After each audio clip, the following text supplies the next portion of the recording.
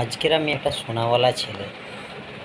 আমি বলতে চাই, সেটারা কারিগরকে কারিগর করে ভাবে না কেন? কারিগর বলে সেটাদের কাছে পয়সা এসে গেলে এতটাই কেন খারাপ ভাবে? সেট আর ম্যানেজার, জীবনে লড়াই করতে হয়। এতটা লড়াই, জীবনের যে কষ্ট সোনার লাইনের কেউই বোঝা যায় না।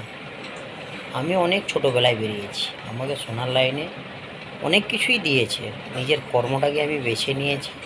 আমি একটা মূর্খ ছেলে, হয়তো স্কুলের গেটটা মনে আছে কি না জানি না, কিন্তু স্কুলে আমি গিয়েছিলাম। কিন্তু এই জীবনে দেখলাম যে সব সেটরা যখন ছোট থাকে কারিগরকে খুব ভালোবাসে, যখন একটা ম্যানেজার নেয় তখনও কারিগরকে খুব ভালোবাসে, তারপরে বড় হয়ে যাওয়ার পরে ভুলে যায়।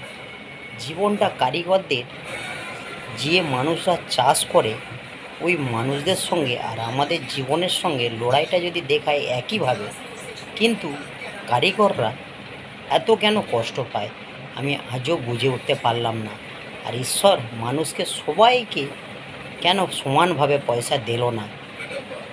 প্লাস একটা ওয়েস্ট বেঙ্গলে সব মানুষের কাছে পয়সা এসে গেলে অহংকার কেন এসে যায় আমি আজও বুঝে উঠতে পারলাম না।